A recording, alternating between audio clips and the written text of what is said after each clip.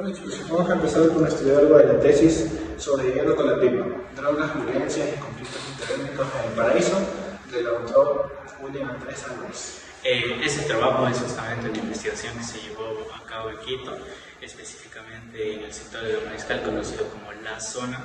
Dentro de este contexto, el autor se centra en un barrio que se llama El Paraíso. Algo importante del texto es que el autor no se limita a observar desde afuera, sino que como parte de su metodología termina envolviéndose directamente. Convive con las personas del barrio, aunque esto no haya sido su plan inicial.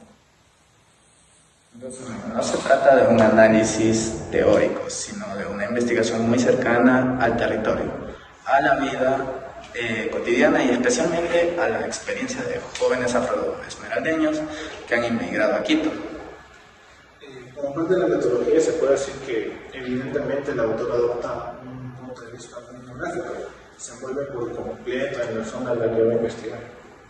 También él no hace también entrevistas puntuales como suelen hacer unos, sino que permanece en el lugar, recorre las calles, presencia cómo se mueve la venta de la pasta base, cómo circulan las personas y qué dinámicas hay entre los días y las noches. Al involucrarse tanto, Álvarez tiene que aprender los códigos del barrio, cómo se debe dirigir a los jóvenes, qué temas puede tratar, qué cosas generan desconfianza y cómo maneja el riesgo de ser visto como un extraño. Además, su propia identidad de colombiano entra en la metodología. En Quito, ser colombiano suele tener un estigma asociado a violencia, peligro, pero dentro del paraíso, ese estigma se convierte en una especie de capital de respeto, que le permite moverse con más seguridad o si no, acceder a ciertos lugares. Claro, y justamente esto nos da paso a la tesis central. El autor plantea que la participación de jóvenes afroesmeraldeños migrantes en la participación de venta de drogas no es por una alienación cultural o predisposición en su naturaleza, sino más bien una consecuencia de la sociedad en la que están envueltos. Sí, y más bien esa participación debe entenderse como una estrategia de supervivencia frente a una desigualdad estructural. O sea, no es que esos jóvenes nacen delincuentes, sino que enfrentan un contexto que les ofrece muy pocas alternativas. Y viéndolo desde esta perspectiva, la venta de drogas es como una salida para ellos, es una estrategia de supervivencia económica que les permite sostenerse a corto plazo, pero no es necesariamente un proyecto de vida definitivo.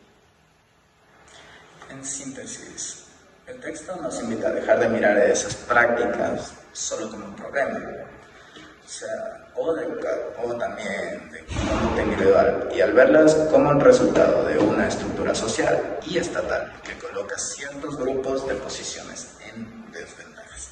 Claro, justamente eso da paso a un concepto clave, el estado racial. El autor refiere que no hay como tal un punto de vista neutro.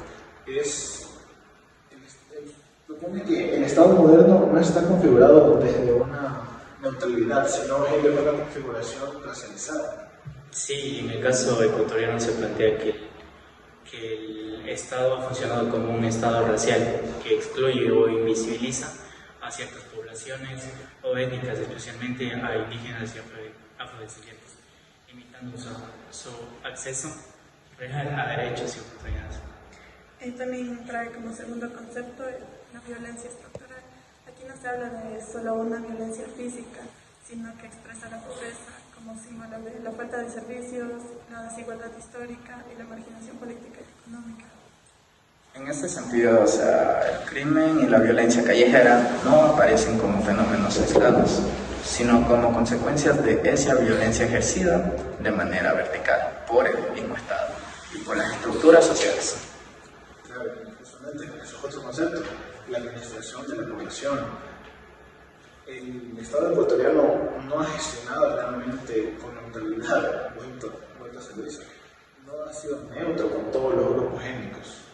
Sí, por ejemplo, se menciona la ventriloquía en el caso de los pueblos indígenas, donde el Estado habla por ellos y los representa de manera mediana, mientras que de los afrodescendientes ha predominado la ausencia y la distancia, dejándolos más al margen. estrategias de supervivencia se refiere a las acciones legales, ilegales e informales que los jóvenes utilizan para garantizar la subsistencia diaria, lo que muchos le llaman el rebusque. Ese rebusque es la frontera entre lo legal y lo ilegal. Y eso se vuelve muy difuso. Se combinan trabajos formales, actividades informales y en algunos casos la venta de drogas como parte de un mismo menú de opciones para la supervivencia. Justamente ahí puedes pasar los argumentos. Realmente la segregación étnica en el espacio no solamente se da entre individuos, sino también en las actividades que realiza cada grupo. Sí, y podemos también observar que las personas indígenas suelen concentrarse más en la venta informal ambulante, mientras que los jóvenes afrodescendientes aparecen vinculados a la venta de droga y a los trabajos de seguridad en zonas de ocio. Esta distribución hace que el afrodescendiente sea especialmente visible en la esfera de la ilegalidad, lo que refuerza su estigmatización como sujeto peligroso. Otro argumento importante es la histórica en la denominación de los indígenas y los afrodescendientes. Mientras que los indígenas estuvieron ligados a un sistema de haciendas y a un estado más presente en la sierra, los afrodescendientes de Esmeraldas vivieron durante mucho tiempo por un relativo aislamiento geográfico. Exacto, justamente esas personas no pudieron disfrutar de una ciudadanía plena, a pesar de que la esclavitud fue abolida ya en 1854. Realmente su ciudadanía, ni tanto su derecho a tener propiedades, fue respetado. Exacto, y como dices, en la actualidad también se presentan datos de desigualdad estructural, mostrando que la pobreza tiene color.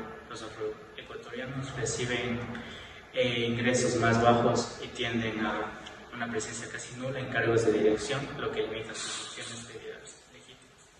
Un punto clave es que la venta de drogas se extiende como un tránsito, no como una identidad permanente. Para muchos jóvenes es una vía rápida y accesible para obtener más ingresos. Sin embargo, no siempre se proyecta toda la vida para este ámbito.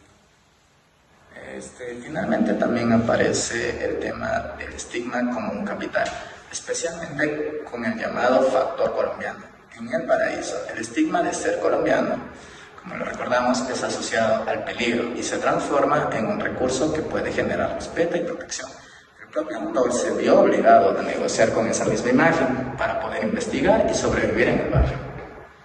Creo que como grupo podemos dar una primera reflexión, y es que el texto nos obliga a no tomar la idea y el problema de la venta de drogas como un problema de jóvenes malos, sino como una problemática, pero más bien dentro de la sociedad que los obligó a llegar a esas condiciones.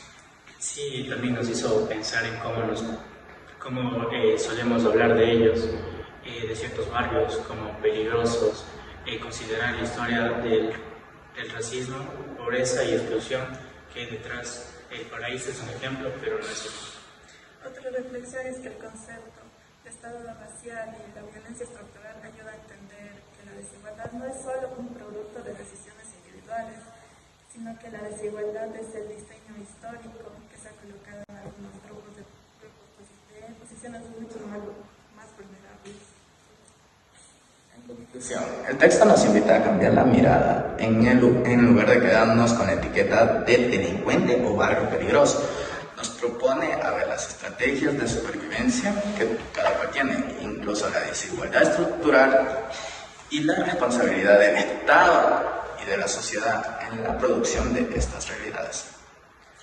Creo que por esto podemos ya terminar nuestro diálogo.